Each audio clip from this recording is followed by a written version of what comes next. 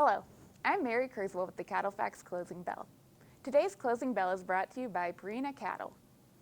While we continue to see cyclically and historically small beef cow numbers, the dairy cow herd has seen significant growth over the past year.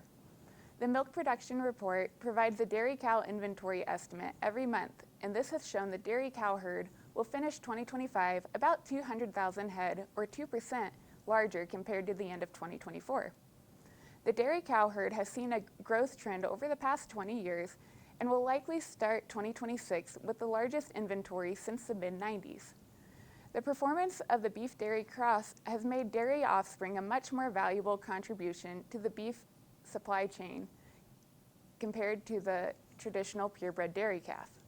These shifts may raise the questions of whether the dairy cow herd growth can continue and possibly limit the beef cow herd rebuild, and whether more dairy calves going into the beef supply chain could limit beef cattle prices.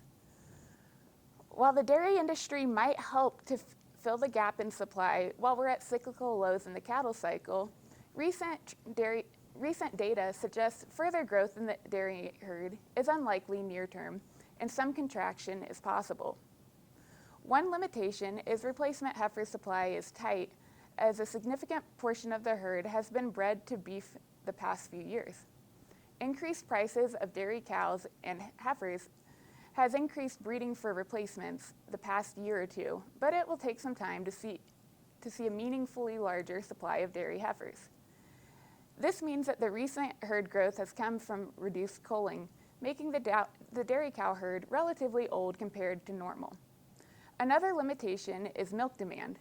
Milk production was tracking 2.3% higher through November in 2025 compared to 2024.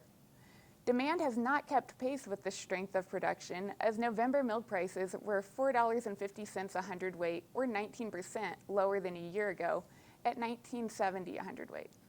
Class 3 milk futures would suggest further price declines, and the USDA estimates suggest milk prices below year ago for most of 2026. Feed costs remain relatively low, putting milk margin estimates near historical break-evens. Revenue from coal cow and day-old calf sales will help offset potential losses, but lower milk prices, an aging cow herd, and high prices and limited supply of replacements all limit further growth to the dairy herd. Turning to this week's markets, moderate fed cattle cash trade has been seen so far at $233 to $236 in the north and the south, and $370 dressed in the north. This is steady to $4 higher live and $5 higher dressed compared to last week. Cattle futures were mixed throughout the week, but look to be finishing strong, several dollars higher than last Friday's close for live cattle and feeder cattle futures. The feeder cattle index was down $4.19 a hundredweight this Thursday from the previous Thursday at $365.23 a hundredweight. Thanks for watching, and remember to visit CattleFax.com to become a member and receive the latest market news and analysis.